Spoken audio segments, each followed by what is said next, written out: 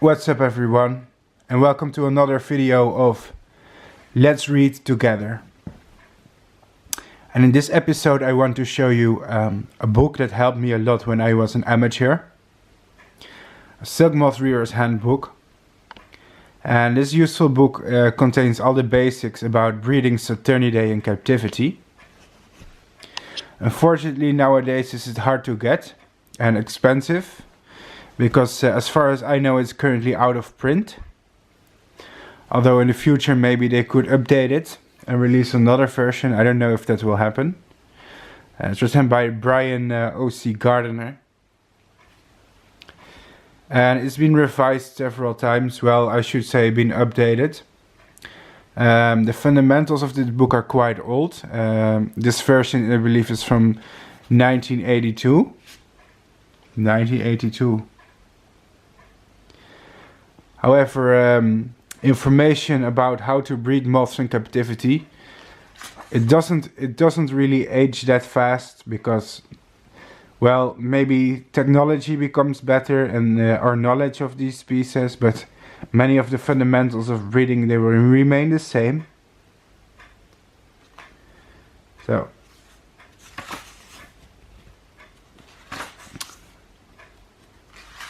let's get to the introduction. Here we see various Saturniidae silk moth cocoons in an illustration. Several types that we can encounter. Some of them I immediately recognize from breeding them myself. For example, the Rodinia are very typical, and the Coppens, etc. Now here we see part 1, an introduction. And here they basically talk about the history and the cultural and the economical aspects of breeding, which is all text-based but useful to know. And here we see something about, well, what they call the dangers of the hobby.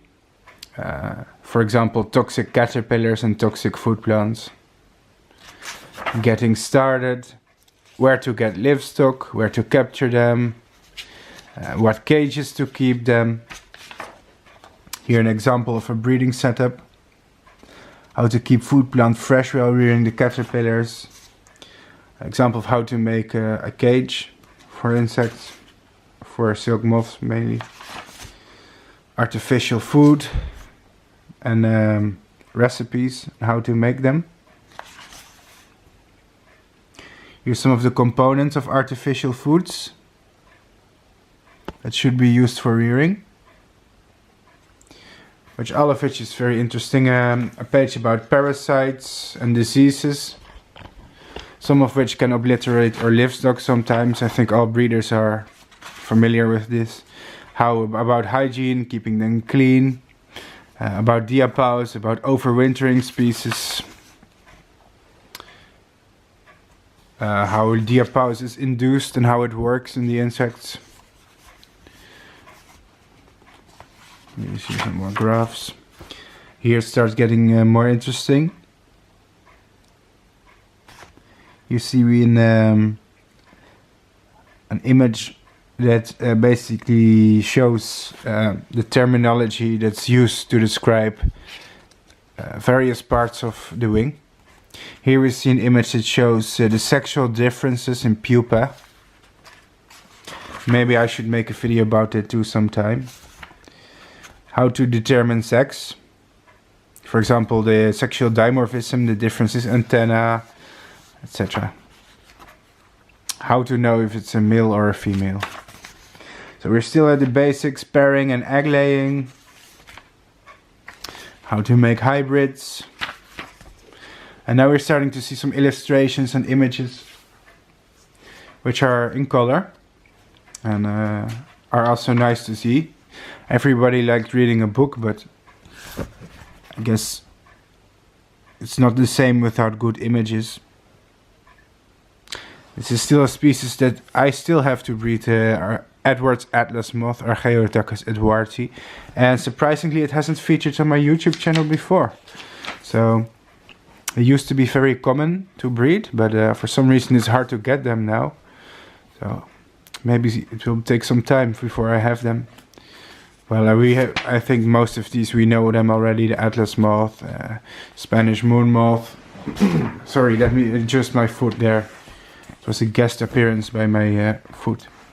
Well, I'm not sure why this Bramea is in there. It's definitely not a Saturniidae, but I guess the people who made this book decided to include them anyways. Australian moths, I read many of those. Here we've seen some other nice Saturniidae, Dirvias, Recintis, Otomeris. And here's it's showing some crosses of hybrids that have been made before, that are confirmed to be compatible.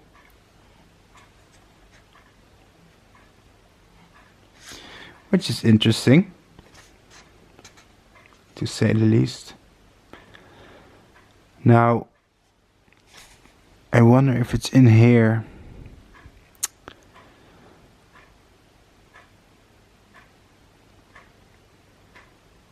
No, never mind. I was looking for something in particular, but I don't think it's in here. Well, it's talking about temperature requirements and heating, etc. Let's skip. About eggs. Here we see the anatomy of the head of a caterpillar, the head capsule. And this part is talking about larvae. Very nice to see all of this illustrated. Still a quite nice book. I can recommend it to everyone who just likes to have the basics down on paper, so you don't have to look them up all the time.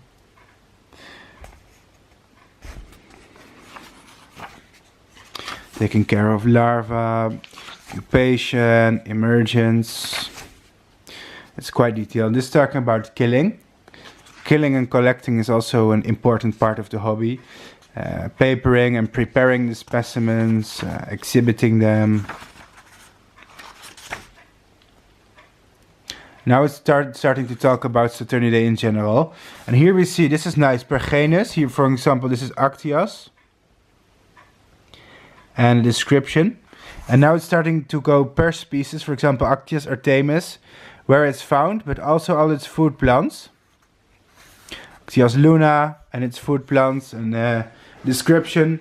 Of course, all these species don't have a picture that accompanies it, because that would make the book much bigger and would make it perhaps too much work. But it's very nice because it has all the genera, well, not all, but most of them, arranged by alphabetic order and the food plant. For example, here we see Adetomeris, which is here because of it's at the A. And here we see some food plant suggestions, such as Vagus, Rubus, well, Agapemma. And basically from here we see Aglia Tau, but also obscure like Almedella,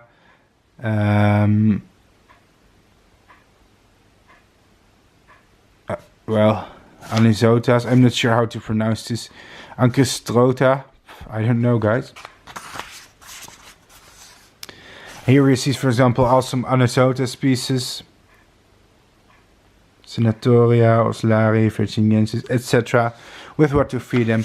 And now you're starting to get the point of this book, because if we skip here some little bit forward, we see we are here at Gonimbrasia, at the G, number G of the letter G in the alphabet. Did I just seriously call it a number? I don't know why, but my English is terrible today. Almost feels like I forgot some words, I don't know. But Gamelia, that's been raised. Well, and if we skip from all the parts that I just went through very fast, we see that from this point it's all a comprehensive list of genera. Here we are at D, Dirvia, and all the Dirvia species and their food plants, and if they've been reared before. Copaxas, etc. Sirena, Sinomata. Oh, some illustrations as well, which is always nice. So you're basically starting to get the point of this book, because this is the biggest feature. And it's basically just a list of as many silk moth species that they could basically compile together. And with all the relevant rearing information. And here we see some nice images of, for example, deer. This is definitely not Dirvia we're talking about. This is the Dirvia avia, Nudarelia arata. I think this Nudarelia arata, nowadays this is in the genus Aurelius, I think. But it's interesting to see all these old species names. For example, Caligula eucalypti. This is now Ophidiptera eucalypti. But yeah, names change all the time, and they probably will as well in the future. So Automeres, Gonimbracias, some Leucanella species. Well, we see some familiar faces for people who are longtime viewers of my channel as well.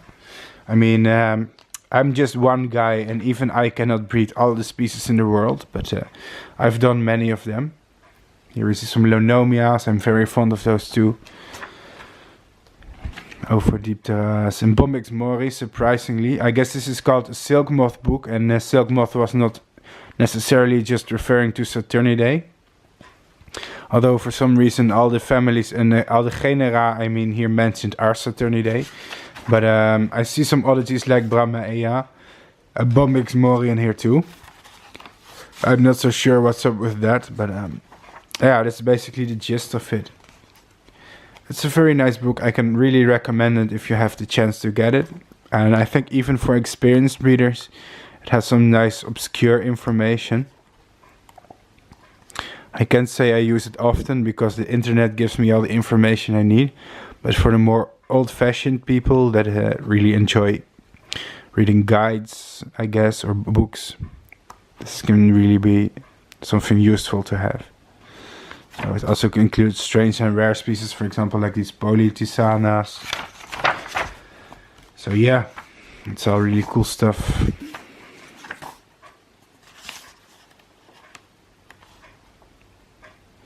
Overall, a very good book. And last but not least, I would like to say thanks for watching. I know these vlog videos are not what all of my viewers are waiting for nowadays, but we really gotta film some filler material because for the next 3 months time, I don't have any interesting stuff to film until spring starts, that is. So guess we're just going to have some book reviews and slice of life videos and parodies and drawer of the week videos, etc. Either way, this is I hope I could change your mind about this book. I mean, at least make up your mind about this book. It's definitely a recommendation if you plan to be a professional breeder. Thanks for watching, and I'll be back soon with another video.